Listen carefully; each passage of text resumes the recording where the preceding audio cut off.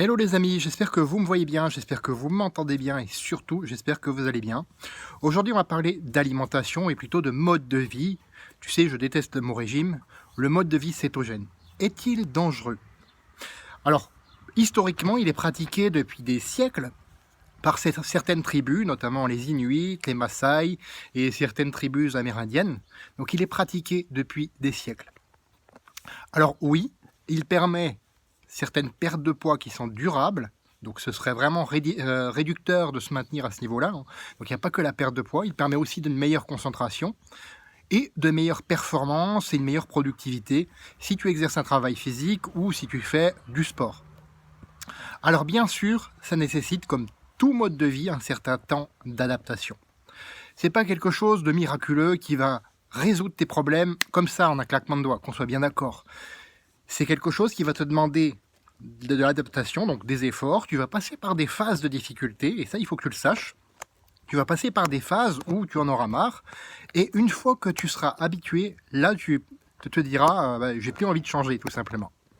Alors, quels sont les principaux leviers? Le premier levier, ce sont les protéines. Et oui, contrairement à ce qu'on croit, contrairement à ce que je croyais pendant un moment, le premier levier, ce sont les protéines. Donc c'est là-dessus que tu vas pouvoir varier selon si tu veux prendre du poids, et donc prendre du muscle, ou perdre du poids. Donc créer un déficit ou un excédent calorique. Ensuite, tu as les fibres. Les fibres sont essentielles, notamment pour ton microbiote. Elles sont essentielles pour t'apporter aussi une source d'énergie.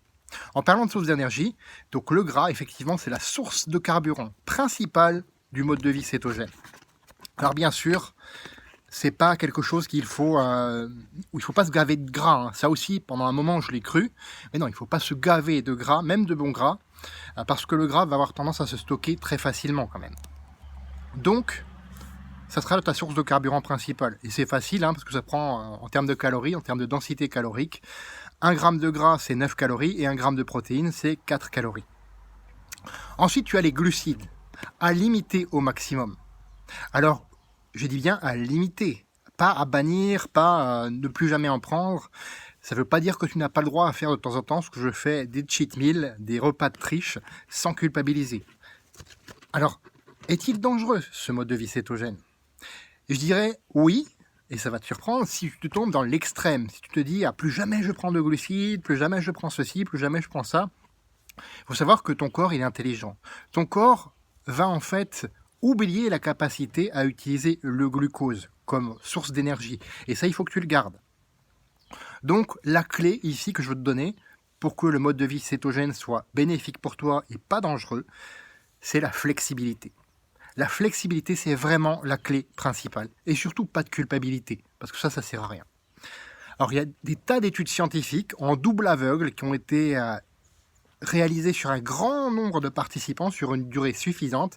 Ce sont les seules études scientifiques qui, pour moi, valent la peine d'être regardées. Et c'est ça que je t'invite à faire et à te faire ta propre opinion, ton propre avis sur le mode de vie cétogène. Ensuite, partage-le dans les commentaires parce que ça peut être très très intéressant. Fais de ta vie une aventure mémorable qui te ressemble et à personne d'autre. Et on se retrouve demain pour une autre vidéo. Salut!